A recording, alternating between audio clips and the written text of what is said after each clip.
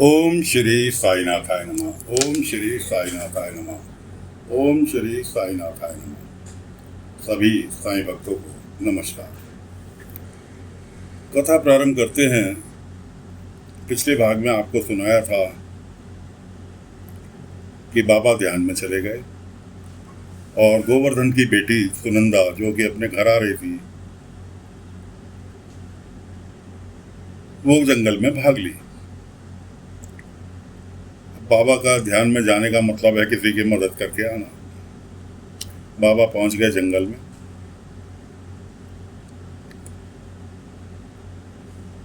जंगल में जाकर बाबा उसके सामने प्रकट हुए किसी अन्य व्यक्ति के वेश में। बाबा ने उससे पूछा, बेटा कहाँ जा रहे हो? उसने कहा, बाबा मैं पता नहीं कहाँ जाऊंगी। व्यक्ति ने कहा, बेटा आगे बहुत जंगली जानवर हैं, जान का भी खतरा हो सकता है। सुनंदा कहने लगी, वही तो खतरा मोल लेने जा रही हूं कि मैं इस जिंदगी से ऊब चुकी हूं। व्यक्ति कहने लगा कि ठीक है, जाओ, तुम्हारी ऐसी इच्छा है, लेकिन अपने दाएं बाएं एक बार नजर मार लेना, उसके बाद तुम्हारे जो इच्छा करे वो करो। कहकर वो व्यक्ति अंतर ध्यान हो गए। वो सोचती रह गई कि वो व्यक्ति कहाँ गया जो मुझे भी शिक्षा दे रहे थे। उसने दाएं बाएं देखा तो एक साइड उसकी माँ उसको गोद में रखे हुए रो रही थी कि बेटा ऐसा क्यों किया तूने, क्यों आत्महत्या की, क्यों ऐसा कदम उठाया। दूसरी ओर उसके पिता बिलख रहे थे। ये सब देखते हुए वापस वो अपने पति के पास लौट आई, जो कि उसका बेचैनी से इंतजार कर रहा था।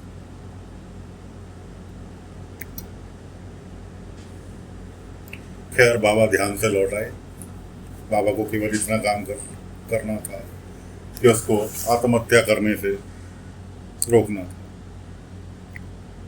प्रवचन शुरू हुआ। प्रवचन के लिए हर कोई इंतजार कर रहा था। बाबा के प्रवचन शुरू हुआ। प्रवचन में सबसे आगे बैठे थे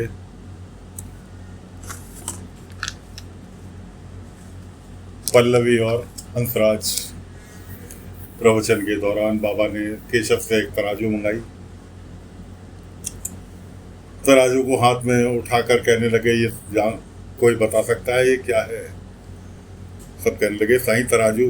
कि नहीं, ये तराजू नहीं है, ये तुम्हारा जीवन है।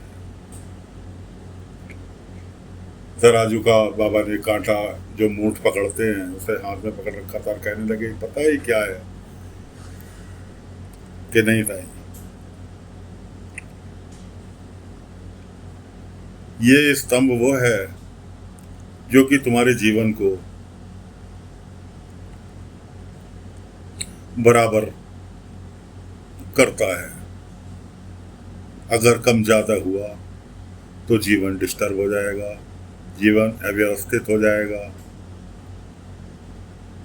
और अगर ये हाथ से छूट गया तो जिंदगी खत्म हो जाएगी। इस तरह के बाबा प्रवचन दे रहे थे कि तभी हंसराज को भयंकर खांसी का धसका उठा और बाबा ने उसे दूधी घोलकर पिलाई।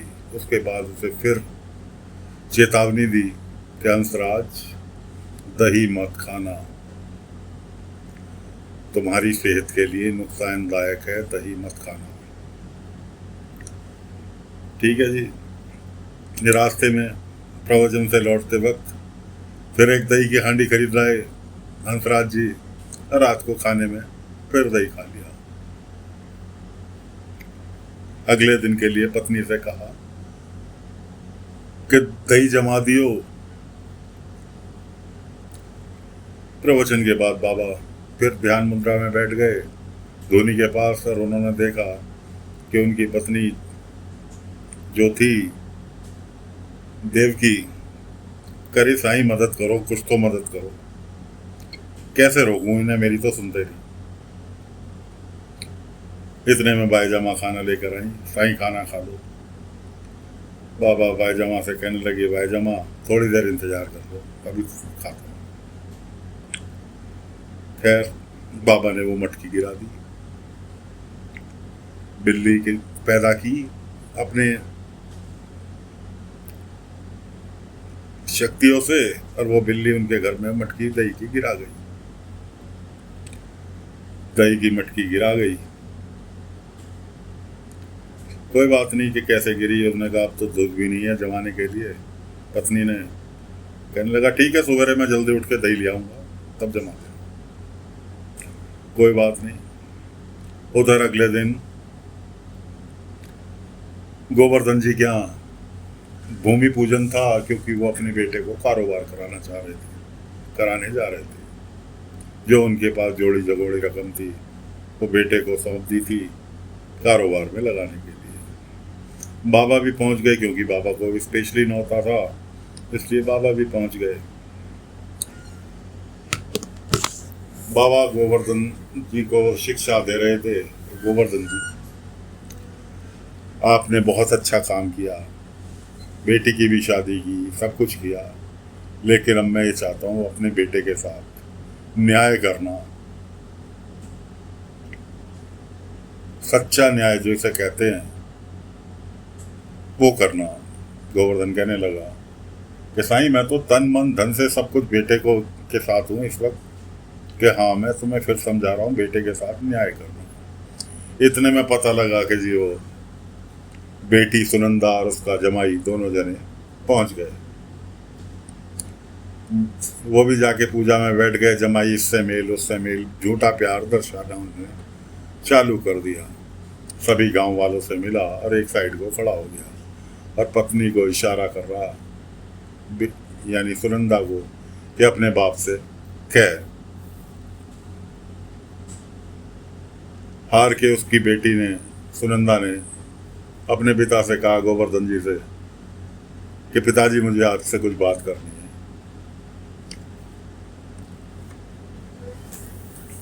उठ के चल दिए। बाबा ने फिर टोका, गोवर्धन जी तुम्हारे बेटे का शुभ मुहूर्त कार्य का हो रहा है, तुम्हें अपने बेटे के साथ होना चाहिए था। उसने कहा, हाँ साईं जरा इसकी सुन लो। अब बेटी जाके एक साइड में को अपने पिता को ले जाके खड़ा किया और बताने वाली थी, इतने में जमाई भी आ गया। जमाई कहने लगा, वो ऐसा था पिताजी, हमने जो है घर टूट फूट रहा था और उसका काम छिड़वा दिया। अब काम पूरा भी नहीं हुआ कि पैसे खत्म हो गए। पैसे खत्म हो गए, तब घर में एक कमरा भी ऐसा नहीं बच रहा जिसमें कि हम लोग सो सकें, बाहर ही बिछा के सोना पड़ रहा है, और आई बाबा भी बाहर ही सो रहे हैं। गोवर्धन कहने लगे, बेटा वो सारी बात सही है, और मुझे बजट बना के काम करना चाहिए था, मेरे से गलती हो गई। और अपनी पत्नी को बार बार आंखों में इशारा कर रहा कि कुछ कह बोल पिता को अपने।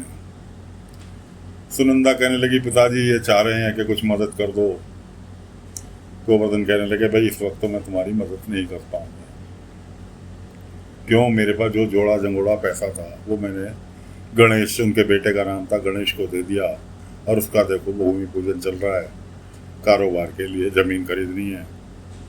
इस तरह से मेरे पास तो अभी कोई व्यवस्था नहीं है। जमाई कहने लगा कि ठीक है, फिर मुझे वृंदावन में अपने माता पिता को किसी आश्रम में छोड़ कर आना पड़ेगा, क्योंकि घर तो रहने लायक है नहीं, मजबूरी है। चलो इस तरह से वो अप डाउन करके बातें करता रहा, और बेटी कहती रही, पिताजी मदद कर दो, कुछ तो मदद कर दो। उधर गणेश खड़ा हुआ सुन रहा था, अपने बाप को बुलाने आ रहा होगा, तो उसने पूरी बातें सुन ली। उसने पूरी बातें सुन ली। जाके सीधे उसने पंडित को कहा, पंडित जी पूजा रोक दो। कि पंडित जी पूजा रोक दो? कि क्यों रोक दो?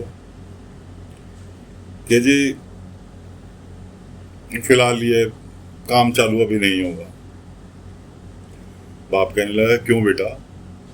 कि पिताजी मैंने सारी बातें सुन ली, अब क्या मैं अपनी बहन को दुखी देख सकूंगा? जो पैसे हैं बहनोई को दे दो।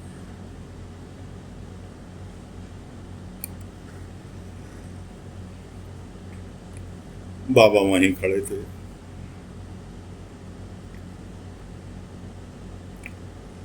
बाबा कहने लगे गोवर्धन, मैंने तुमसे कहा था कि न्याय करना, अपने बेटे के साथ न्याय करना, लेकिन तुम न्याय करने में असफल रहे। और फिलहाल मेरा भिक्षा का टाइम हो रहा है और मैं चल रहा हूँ, मैं अब नहीं रुक पाऊंगा, मैं चल रहा हूँ। बाबा वहां से निकल लिए कहकर। इधर गोवर्धन की जो पुत्रवधू थी, बेटे की बहू थी, उसने आड़े हाथों ले लिया अपने पति को। वो कहने लगा अपनी पत्नी से कि भाई बहन है आखिर मेरी, कैसे उसकी उदासी देख पाता? वो मजबूरी में हाथ फैलाया तो मदद करना तो जरूरी था। वो कहने लगी खाली बहन के हाथों को ही देखा, उसके चेहरे की ओर देखा कभी? अब वो असमंजस में पड़ गया कि वो जब भी आती है परेशानी दिखाई देती है, कुछ ना कुछ लेने ही आती है। कभी उसकी अंदरूनी इच्छा जानने की कोशिश की? गणेश कहने लगा कि हाँ ये तो मेरे से गलती हुई, मैंने उसकी तरफ कभी ध्यान ही नहीं दिया। मैं कोई बात नहीं, इसका हल ढूंढता हूँ। उधर बाबा भिक्षाटन के लिए निकले हुए थे। सुबेरे सुबेरे हंसराज ने दही नया लाकर जमा दिया। बाबा पहुंच गए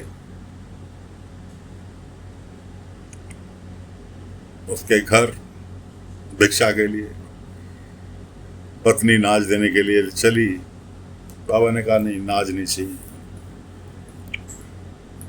मुझे पूरे गांव में ढूंढिया, कोई चीज नहीं, एक चीज ढूंढ रहा हूं जो कि पूरे गांव में किसी के पास नहीं मिली। तुम्हारे पास भी नहीं होगी, क्यों? तुमने तो दही खाना छोड़ दिया। मुझे एक मटकी दही चाहिए। अब हंसराज कहे तो क्या कहे, क्यों? दही तो उसने रखा हुआ था लाके अपने खाने के लिए। पत्नी की नजर बाबा से मिली, वो समझ गई, वो दौड़ी दौड़ी गई और मटकी उठा के बाबा को लाकर दे दी कि साईं आपने दही खाने के लिए तो मना किया है ना, दही दान करने के लिए थोड़ी मना किया है कि हमारे द्वारा दही का दान हो रहा है। कोई बात नहीं। वो फिर बाबा के जाने के बाद फिर बाजार से दही ले आया। अब बाबा ने जो था, क्योंकि बिल्ली तो बाबा की बनाई हुई थी, बाबा खुद बिल्ली के रूप में जा रहे थे और दही गिरा गिरा के आ रहे थे। अब बाबा फिर पहुंचे बिल्ली के रूप में और उसकी फिर मटकी गिरा दी। वो परेशान होकर कहने लगा कि डंडी उठा लाया, चारों खिड़की दरवाजे बंद करके, और एक डंडा उठा लाया और बिल्ली की कमर पे दे मारा। बिल्ली आई तो बिल्ली की कमर पे दे मारा। अब चोट बिल्ली होती तो बिल्ली को चोट लगती, चोट तो बाबा के लगी। खैर क्या, अब देखता हूँ कैसे आती है।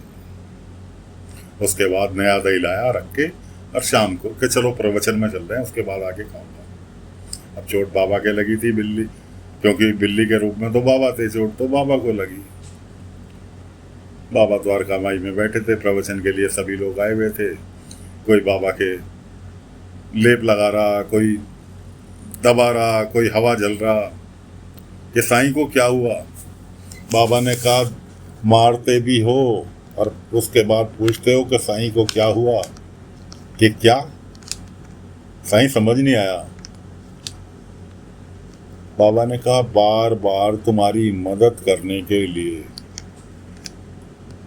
बिल्ली आ रही थी तो तुम्हारे के तासे तुम बीमार ना पड़ो, तुम्हें बचाने हेतु रोज मैं आ रहा था, तुम्हारा दही गिरा कर जा रहा था। आज तुमने सारी हदें पार कर दी कि दे के बिल्ली का ही डंडा मार दिया। बायजामा भी वहां पर बैठी थी। बायजामा कहने लगी कि हंसराज तुम्हें पता होना चाहिए कि साईं दूसरों का दुख अपने शरीर पर ले लेता है, तुम्हारी मदद करने के चक्कर में साईं चोट खा बैठा।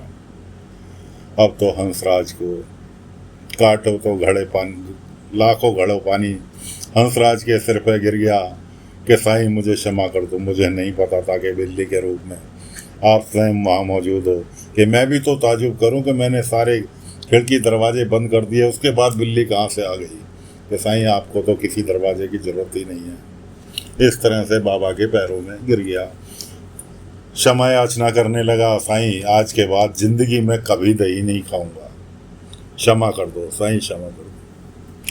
खैर हंसराज जी तो क्षमा मांगने के लिए मांग बैठे, यार बाबा क्षमा भी कर देंगे। आगे क्या होगा गोवर्धन जी की बेटी का, दोस्तों फिलहाल कथा को यहीं पर विराम दे रहे हैं। अगले अंक में आगे की कथा लेकर फिर हाजिर होंगे, तब तक के लिए आज्ञा दीजिए। ओम साई राम, ओम साई राम, ओम साई राम, ओम साई राम।